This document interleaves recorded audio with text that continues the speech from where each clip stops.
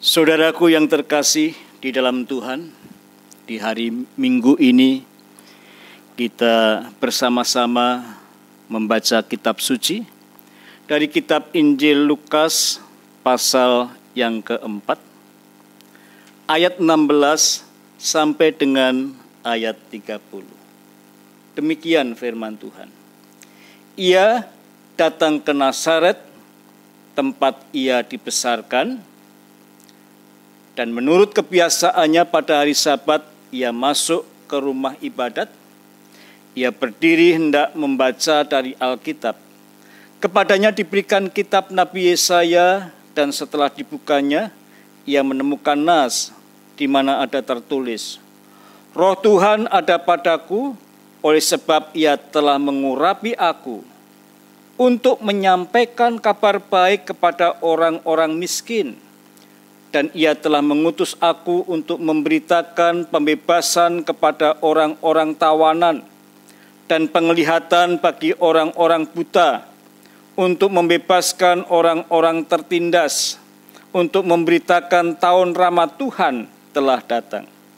Kemudian ia menutup kitab itu, memberikannya kembali kepada pejabat, lalu duduk. Dan mata semua orang dalam rumah ibadat itu tertuju kepadanya. Lalu ia mulai mengajar mereka, katanya, pada hari ini genaplah nas ini sewaktu kamu mendengarnya. Dan semua orang itu membenarkan dia, dan mereka heran akan kata-kata yang indah yang diucapkannya. Lalu kata mereka, bukankah ia ini anak Yusuf? Maka berkatalah ia kepada mereka, tentu kamu akan mengatakan pepatah ini kepadaku, hai tabib, sembuhkanlah dirimu sendiri. Perbuatlah di sini juga, di tempat asalmu ini, segala yang kami dengar, yang telah terjadi di Kapernaum. Dan katanya lagi, aku berkata kepadamu, sesungguhnya tidak ada nabi yang dihargai di tempat asalnya. Dan aku berkata kepadamu, dan kataku ini benar, pada zaman Elia terdapat banyak perempuan janda di Israel. Ketika langit tertutup selama 3 tahun dan 6 bulan, dan ketika bahaya kelaparan yang hebat menimpa seluruh negeri, tetapi Elia diutus bukan kepada salah seorang dari mereka, melainkan kepada seorang perempuan janda di Sarfat di tanah Sidon. Dan pada zaman Nabi Elisa, banyak orang kusta di Israel, dan tidak ada seorang pun dari mereka yang ditahirkan, selain daripada Naaman, orang Syria itu. Mendengar itu sangat marahlah semua orang yang di rumah ibadat itu. Mereka bangun lalu menghalau Yesus keluar kota, dan membawa dia ke tebing gunung tempat kota itu terletak, untuk melemparkan dia dari tebing itu. Tetapi ia berjalan lewat dari tengah-tengah mereka, lalu pergi. Mari kita berdoa. Bapa yang di sorga, terima kasih. Ajarlah kami untuk mengerti firman-Mu. Bukakanlah mata hati kami, dan biarlah Roh Kudus-Mu menolong kami untuk menyempurnakan pendengaran kami dan perenungan kami pada hari ini. Terima kasih Tuhan. Dalam nama Tuhan Yesus kami berdoa. Amin. Saudaraku yang terkasih, pada pagi hari ini saya mengambil judul, keselamatan itu menciptakan persekutuan. Yesus datang ke dalam dunia dengan wujud manusia. Firman itu telah menjadi manusia, dan firman itu yang menjadi manusia berkarya. Dalam karyanya Yesus memberikan pengajaran.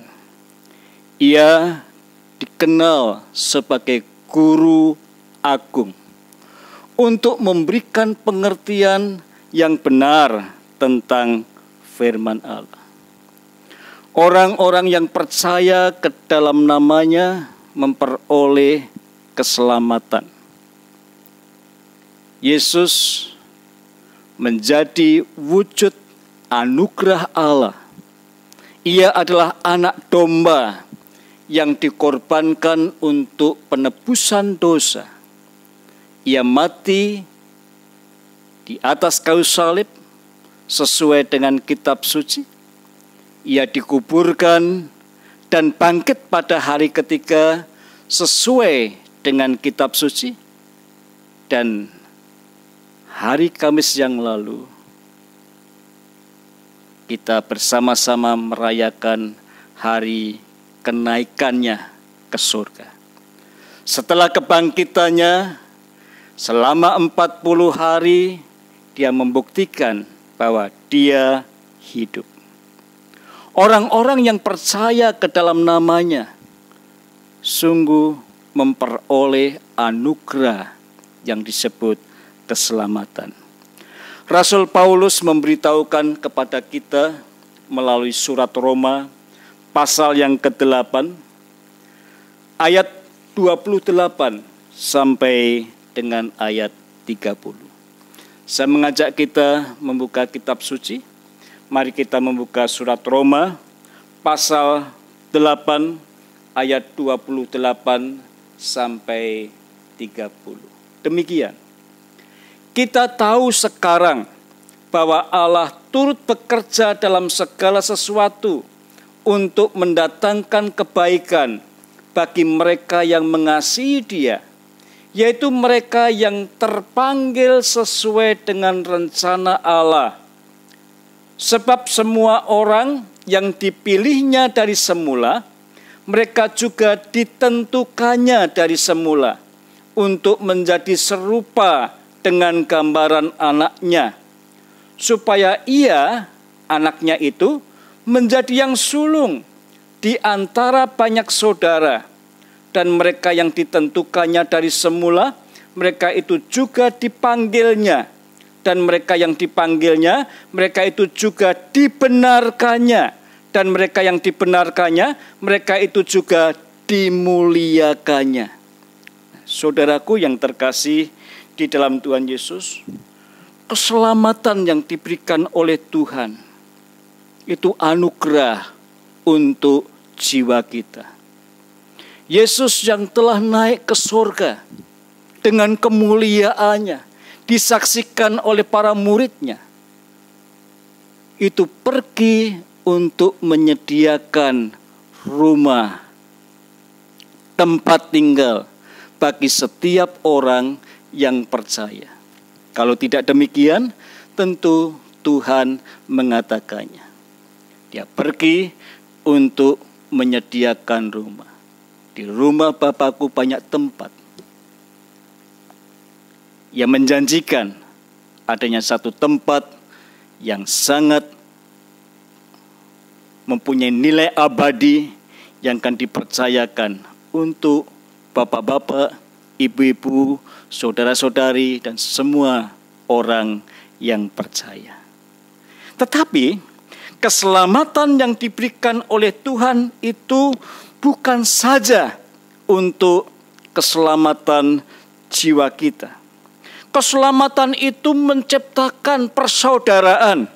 Keselamatan itu menciptakan persekutuan di antara orang-orang yang percaya dari berbagai suku bangsa, dari berbagai budaya, dari berbagai latar belakang dan ras warna kulit. Yesus datang untuk keluarga-keluarga manusia, keluarga-keluarga kita yang sungguh-sungguh dibentuk kembali untuk menjadi keluarga Allah. Menjadi keluarga Allah.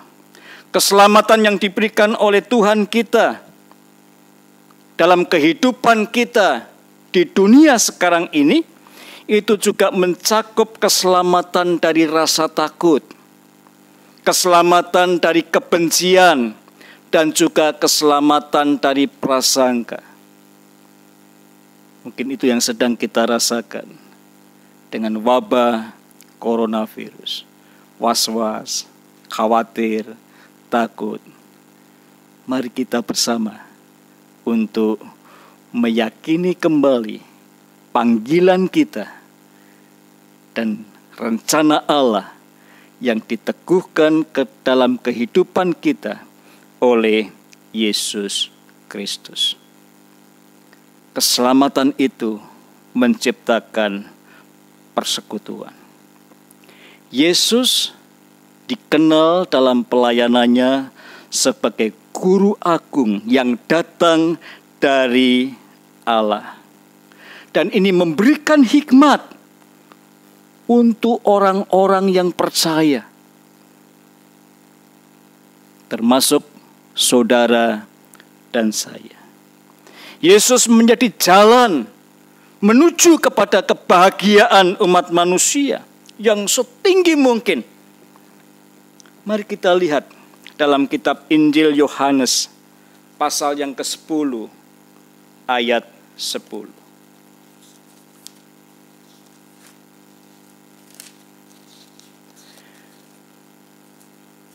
Demikian firman Tuhan dalam kitab Injil Yohanes pasal 10. Saya akan bacakan untuk saudara dari ayat 9 sampai ayat 11. Demikian firman Tuhan.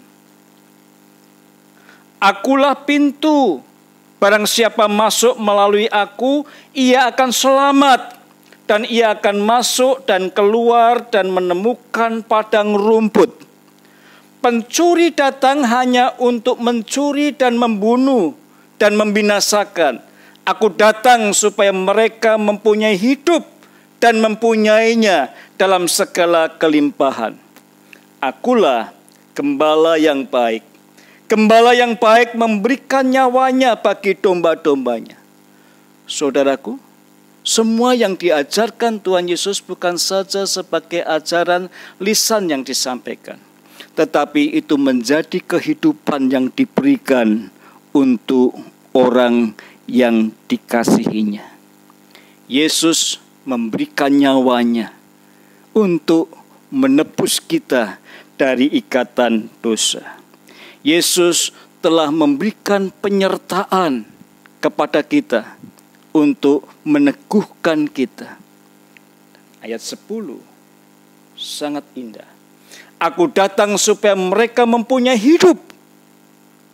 Aku datang supaya mereka mempunyai hidup. Orang-orang yang percaya mempunyai hidup. Dan mempunyainya dalam segala kelimpahan. Luar biasa anugerah yang diberikan oleh Tuhan. Keselamatan itu bukan hanya untuk seorang pribadi.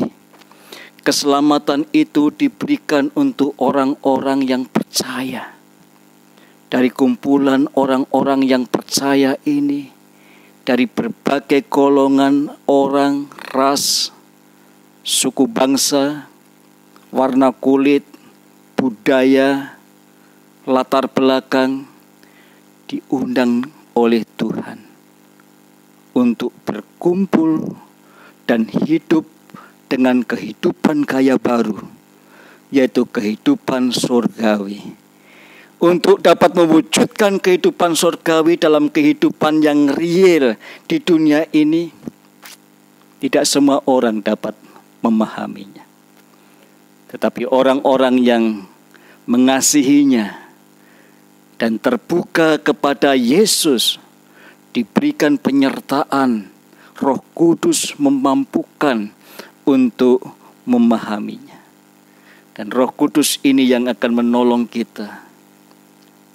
Orang-orang yang diselamatkan itu untuk menciptakan persekutuan yang hidup, yang dapat saling memberikan penguatan satu dengan yang lain, yang dapat saling mengisi dan memampukan satu dengan yang lain.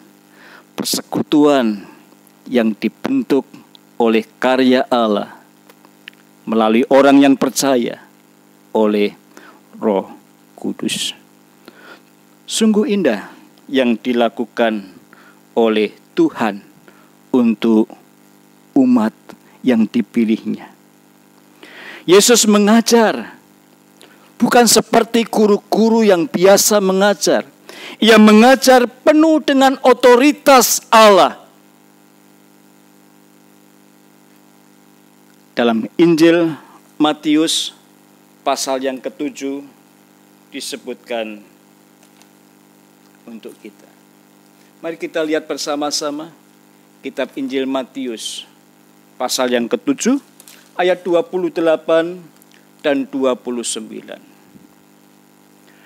Demikian ada kesan dari pendengar khotbah di bukit.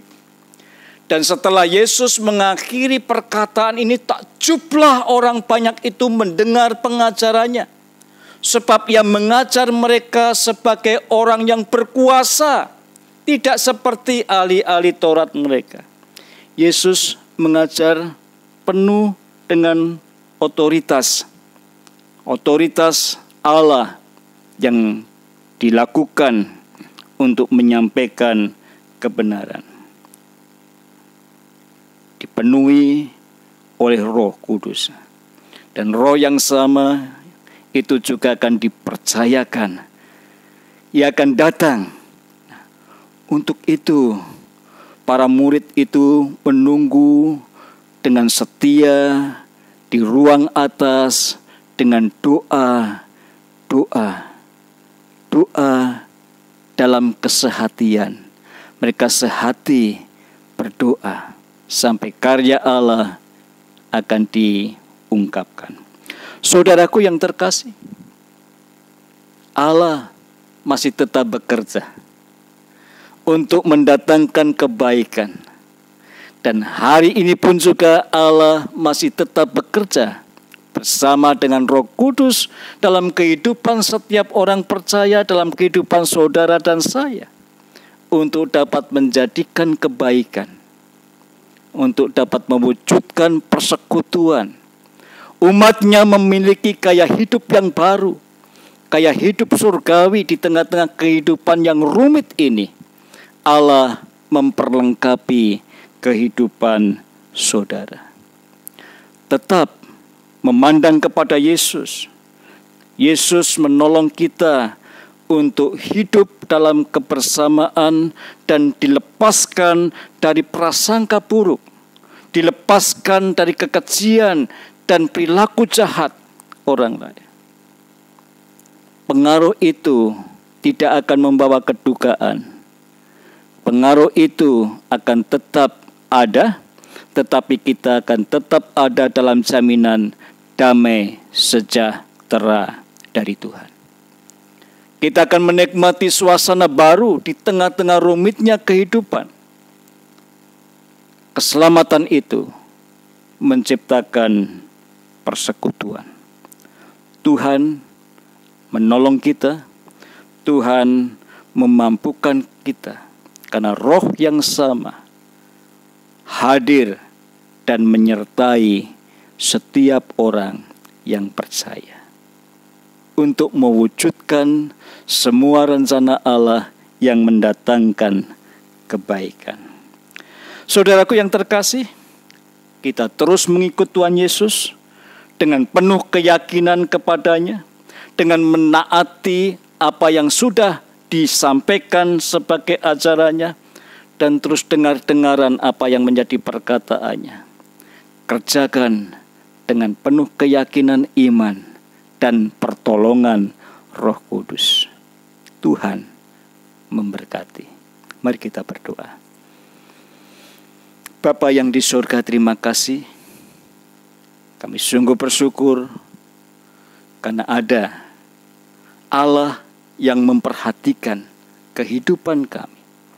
Dan bahkan Allah memberikan kelengkapan dalam kehidupan kami, menyertai kami, dan meninggalkan kepada kami Roh Kudus untuk ada dalam kehidupan kami bersama-sama dengan kami sekalian.